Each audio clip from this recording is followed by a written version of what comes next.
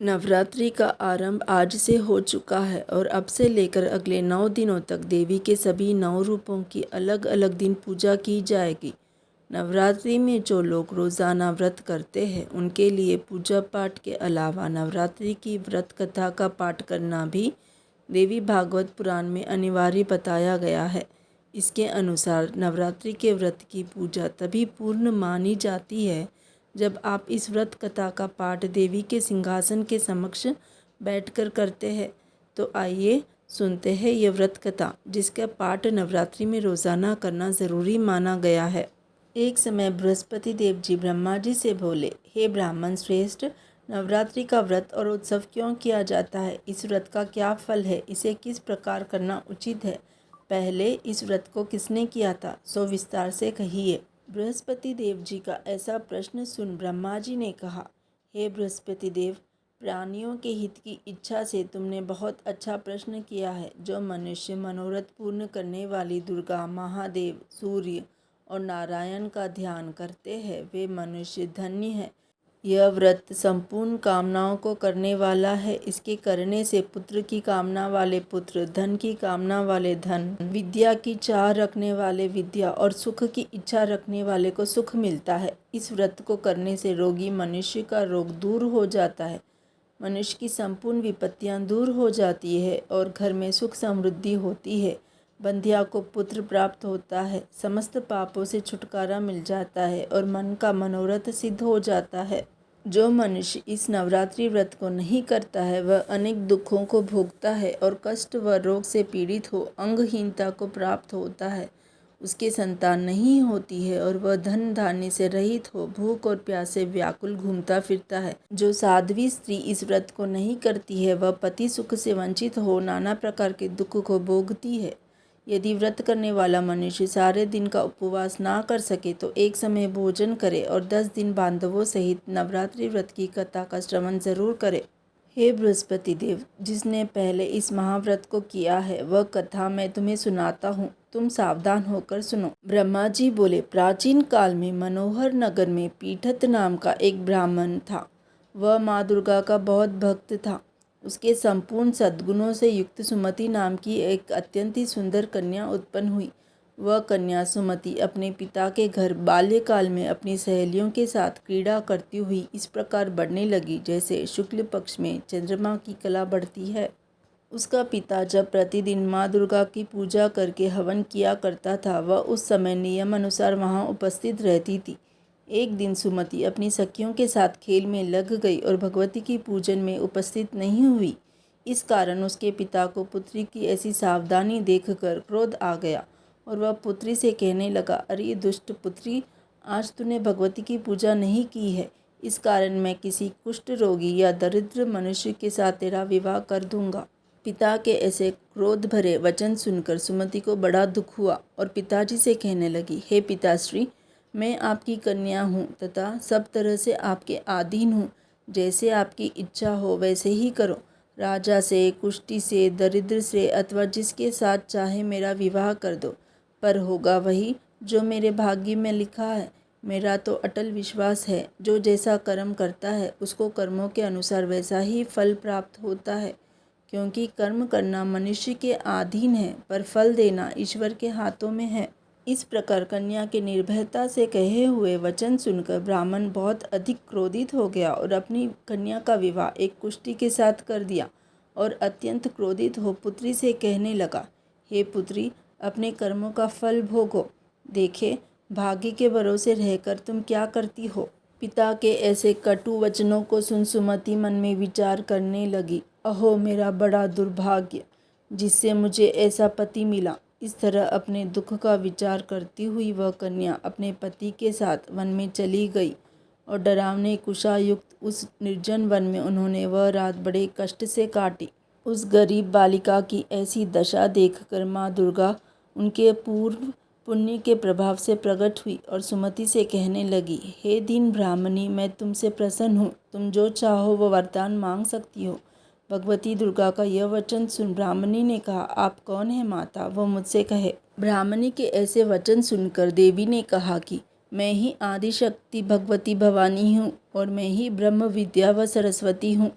प्रसन्न होने पर मैं प्राणियों का दुख दूर कर उनको सुख प्रदान करती हूँ।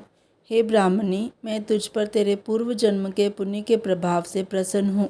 अब मैं तुम्हारे पूर्व जन्म का वृत्तांत सुनाती हूँ, सुनो। तुम पूर्व जन्म में निषाद यानी कि भील की स्त्री थी और अति पतिव्रता थी। एक दिन तेरे पति निषाद ने चोरी की। चोरी करने के कारण तुम दोनों को सिपाहियों ने पकड़ लिया और कैद में डाल दिया। उन लोगों ने तुझको और तेरे पति को भोजन भी नहीं दिया। इस प्रकार नवरात्रि के 9 दिनों में तुमने न तो कुछ खाया और न ही जल पिया। इस प्रकार 9 दिनों तक नवरात्रि का व्रत हो गया। हे ब्राह्मणी, उन दिनों में जो व्रत हुआ, इस प्रकार नवरात्रि के 9 दिनों में तुमने न तो कुछ खाया और न ही जल पिया। इस प्रकार 9 दिनों तक नवरात्रि का व्रत हो गया। हे ब्राह्मणी, उन दिनों में जो व्रत हुआ और उस व्रत के प्रभाव से मैं बहुत प्रसन्न हूँ और मैं तुझे मनोवांछित वर देना चाहती हूँ। तुम्हारी जो इच्छा है वो मांग लो।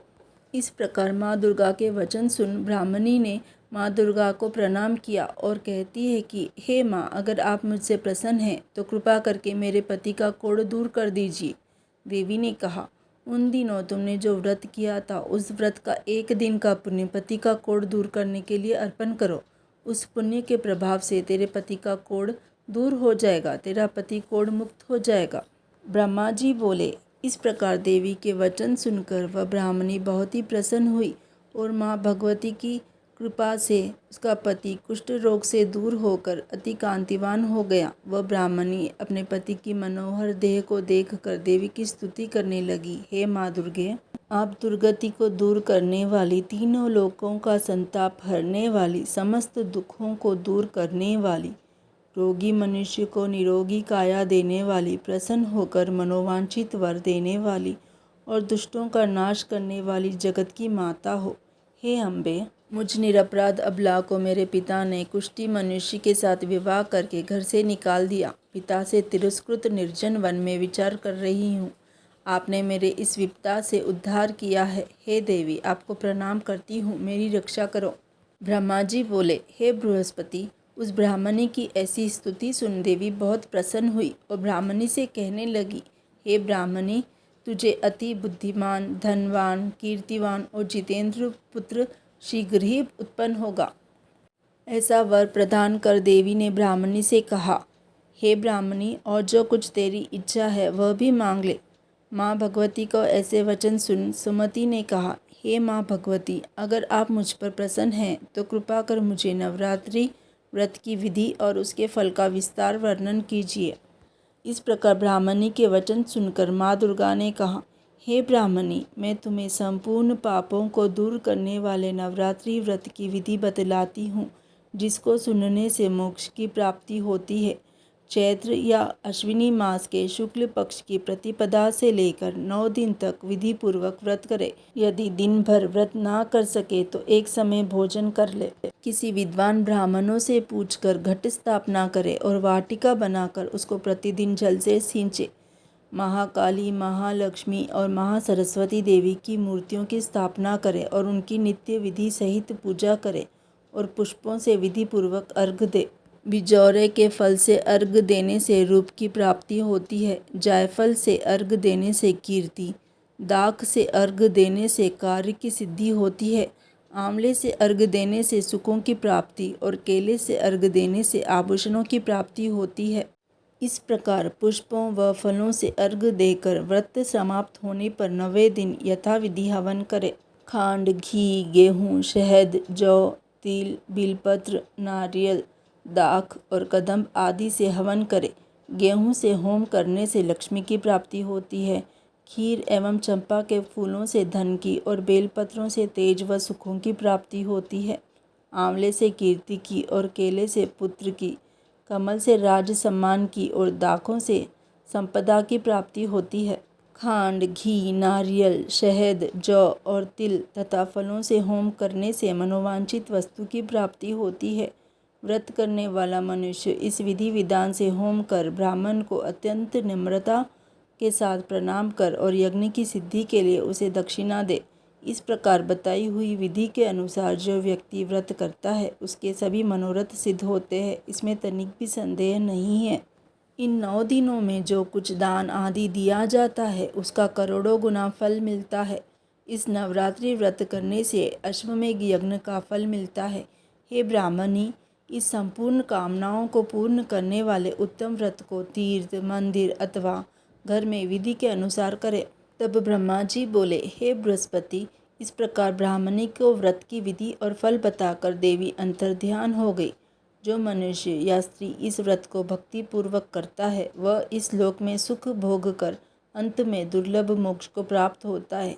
हे बृहस्पति, यह इस दुर्लभ व्रत का महात्म्य है जो मैंने तुम्हें बताया है। यह सुन बृहस्पति देव आनंद से प्रफुल्लित होकर ब्रह्मा जी से कहने लगे, हे ब्रह्मा जी, आपने मुझ पर अति कृपा की जो मुझे इस नवरात्रि व्रत का महात्म्य सुनाया है।